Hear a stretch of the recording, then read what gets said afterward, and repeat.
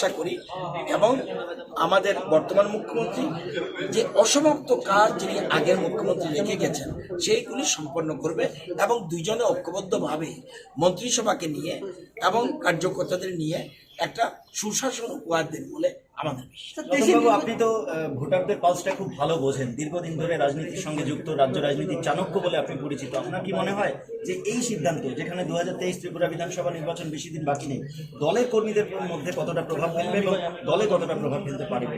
হ্যাঁ, যদি মানে যিনি মুখ্যমন্ত্রী বিপ্লব যদি অভিমান হতো, বিপ্লবজি যদি রাগ হতো, বিপ্লবজি যদি কোনো দুঃখ পেতেন, তাহলে কিন্তু সেন্টিমেন্টটা অন্য জায়গায় যেত। কিন্তু বিপ্লবজি যেভাবে নতুন মুখ্যমন্ত্রীকে করে কে মন্ত্রী হবে, কিভাবে আলোচনা করবে, কারা কি করবে, সারা রাত জেগে এক রাতের মধ্যে টোটাল সেটেলমেন্ট করলো। এর মধ্যেই আজকে সকাল থেকে সমস্ত জিনিস, হ্যাঁ খুব দুঃখ থাকবে, আবেগ থাকবে। যেভাবে 2016 থেকে উনি রাজ্যকে নেতৃত্ব দিয়ে যাচ্ছেন, বিশেষ করে ভারতীয় জনতা পার্টিকে, এটা অটোমেটিক ওনার প্রতি একটা আবেগ জমে গেছে। আমার চোখে জল এসেছে, আপনার বক্তব্যও কালকে যখন বক্তব্য রাখছিলেন আবেগ ঘন এটা বক্তব্য। অনেক জল আসে আনন্দে, অনেক জল আসে দুঃখে। আপনাকে ডিসাইড করতে হবে ওনার যে জলটা কিসে, দুঃখের না আনন্দ। এখানে আপনি ঠিক করবেন, প্লিজ আপনি ঠিক করবেন। আমার মনে হয়েছে আমরা কালকে 1-1:30 পর্যন্ত ওনার সাথে ছিলাম, কিছু না খেয়ে সম্পূর্ণ মন্ত্রিসভা কিভাবে হবে, কিভাবে মানিকবাবুকে সেট করবে, ওনার অসমাপ্ত কাজ কি কি আছে এবং কিভাবে করবে উনি দেখবেন 2-4 দিনের মধ্যে। যখন দলীয় সিদ্ধান্ত, দলীয় নেতারা যা সিদ্ধান্ত নেবে তাতে আমরা খুশি। কারণ আমাদের দলীয় নেতৃত্ব যারা পৃথিবীতে সবচেয়ে শ্রেষ্ঠ রাজনীতিবিদ, যারা মোদিজি, অমিত শাহ, নাড্ডাজি, তারা হলো পৃথিবীর সর্বশ্রেষ্ঠ রাজনৈতিক নেতৃত্ব। ওনারা চিন্তন মন্থন করে সিদ্ধান্ত গ্রহণ করে। এই জন্য আমরা বুঝেছি যে আমাদের আগামী দিনে ভালোই হবে এবং বিপ্লবজি যে কাজ অসম্পূর্ণ রেখে গেছেন সেই কাজটা মানিকবাবুর নেতৃত্বে, মানিক শাহর নেতৃত্বে সেই কাজটা পূর্ণ হবে, এটা আমার বিশ্বাস। এবং নতুন মন্ত্রিসভা গঠন করে মন্ত্রীদের সাথে আলোচনা ক্রমে, এমএলএদের সাথে আলোচনা করে, দলীয় নেতৃত্বের সাথে আলোচনা করে এবং যিনি আজকে থেকে প্রাক্তন হল ওনার সাথে আলোচনা করে সব সিদ্ধান্ত নেবেন বলে আমাদের বিশ্বাস। আজকে অনেককে দেখা যায়নি এখানে, কাকে দেখা যায়নি? অনেক নাম বলুন। দেখলেন, এমন কোনো কোশ্চেন করবেন না তার মানে অ্যাসেস করেনি, কেউ বোধহয় কানে বলে দিয়েছে। জিষ্ণুবাবুকে দেখেননি, রামপ্রসাদ বাবুকে দেখেননি, এনসি দেববর্মাকে দেখেননি, মেবার জমাতিয়াকে দেখেননি, রতননাথকে দেখেননি, প্রণজিৎ সিংহ রায়কে দেখেননি, রতন চক্রবর্তীকে দেখেননি, সুরজিৎ দত্তকে দেখেননি, শঙ্কর রায়কে দেখেননি, বিশ্ববন্ধু সেনকে দেখেননি। কাকে দেখেননি বলো তো? একটা নাম অন্তত বলুন। আচ্ছা স্যার, গতকালকে একটা নাম বলুন, দেখেননি প্লিজ। গতকালকের যে করিমগঞ্জ এলাকায় একটা মার্ডার হয়েছে। বিজেপি এমন একটা দল, প্রথম আগে জনতার কাছে, আম পাবলিকের সাথে, তাদের আত্মার কাছে।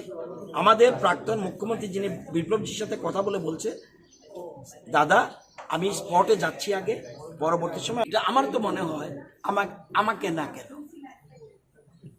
এরকম ভাবে চিন্তা করলে হবে না। তো দলীয় নেতাটিকে পরিষদ দলের মিটিংয়ের সাথে আলোচনা করে সিদ্ধান্ত হয়। আমরা দায়িত্ব দিয়েছি, বিপ্লববাবু যাকে বলবে আমরা তাকে ফিনিশ। এবং দিল্লিও বলেছে যিনি মুখ্যমন্ত্রী হবে বিপ্লবজি, যার নাম বলবে ওনাকে মুখ্যমন্ত্রী অ্যাকসেপ্ট করতে হবে। আপনাদের যারা কার্যকর্তারা রয়েছেন তারা অনেকটা ঘোষণা হওয়ার পর নতুন মুখ্যমন্ত্রী নাম অনেকটা আবেগপ্রবণ হয়ে পড়েছিলেন যে তাদের জনপ্রিয় মুখ্যমন্ত্রী বিপ্লব কুমার দেব চলে যাচ্ছেন বা সেই পদটা ছাড়ছেন। তাদের জন্য আপনার কি বার্তা থাকবে? সবাই এর মধ্যে বুঝে গেছে, সবাই বার্তা থাকবে। আমরা ভারতীয় জনতা পার্টি যারা কর্মকর্তা রয়েছি এবং আমাদের এই রাজ্যের প্রায় 5.5 লক্ষ কর্মকর্তা রয়েছে, তারা সবাই আমরা ঐক্যবদ্ধভাবে বিপ্লবজির যে দিশা এবং যে নিশানা রেখে গেছেন সেই কাজ, অসমাপ্ত কাজ ওনাকে নিয়ে এবং নতুন নেতৃত্বকে নিয়ে আমরা সবাই মিলে ঝাঁপিয়ে পড়ে আমরা আমাদের মূল উদ্দেশ্য যেটা সফল করব 2023-এর নির্বাচন। আর জনগণের যে মৌলিক চাহিদা সম্পন্ন করার জন্য আমাদের এবং বিজেপি জানেন, বিজেপি যারা বিজেপি কিন্তু এরকমভাবে চিন্তা করে না। এটা আমিও তো বিজেপি দলে ছিলাম না, আমি নতুন এসেছি। বিজেপি দল চিন্তা করে কাদের জন্য চিন্তা করে?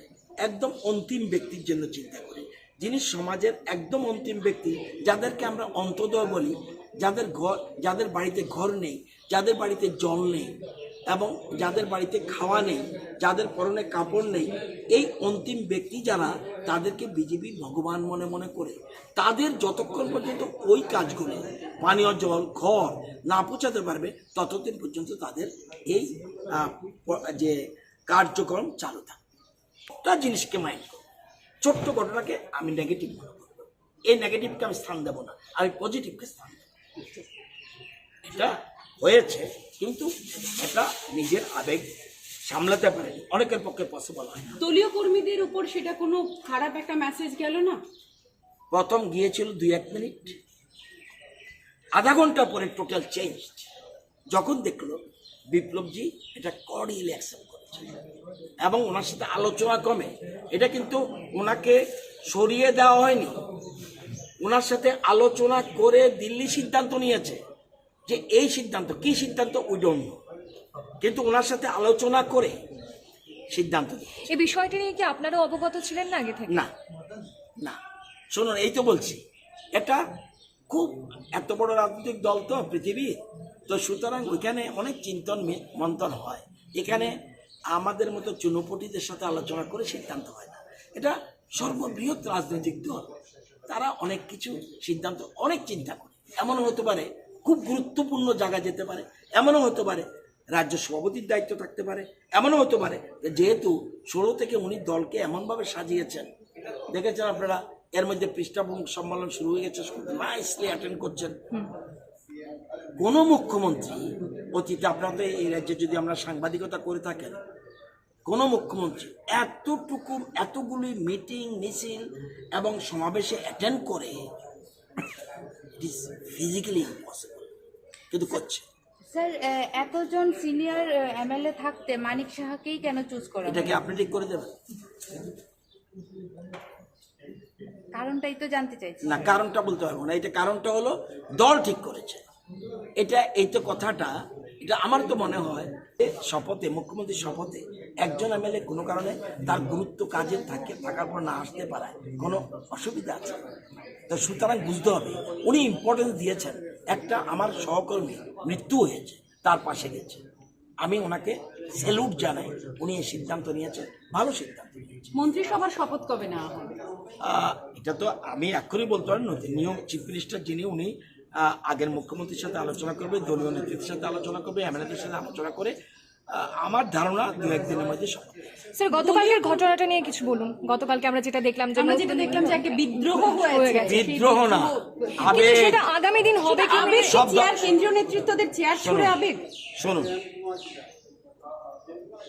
আপনাকে দেখতে হবে যিনি মুখ্যমন্ত্রী ছিলেন উনি কিভাবে এটাকে কর্ডিয়ালি নিয়েছে, দেখেছেন? আমরা ছোট্ট একটা, এটা হলো নেগেটিভ মেন্টালিটি, ছোট্ট একটা ঘটনা, আবেগ, আমিও শকড, কেঁদে ফেলেছি। যখন আমরা সবকিছু জানলাম তখন আমরা কর্ডিয়ালি অ্যাকসেপ্ট করেছি। আমরা দেখেছি আগের মুখ্যমন্ত্রী সবাইকে নিয়ে নতুনভাবে সাজাচ্ছে ঠিক, তাদের একটা গেম প্ল্যান এ এবং গেম প্ল্যান বি রয়েছে কেন্দ্রীয় নেতৃত্বে, সেই অনুযায়ী করেছে। ওটা অনেক সময় আবেগে, এই যে একটু আগে এতো বললেই বলবেন যে আপনি সাংবাদিকদের বলছেন, আপনার যে একটু আগে এই যে মুখ্যমন্ত্রীকে যখন ফুল দিচ্ছিল, যে একটা সিন ক্রিয়েট করলেন, আমরা অনেকে পিছনে চলে এসেছি, এটাকে শোভনীয় হয়েছে। কিছু কিছু ঘটনা ঘটে যায়, ওটাকে শুধু এত বড় সমুদ্র, ছোট্ট একটা ঘটনাকে আমি মাইন্ড করব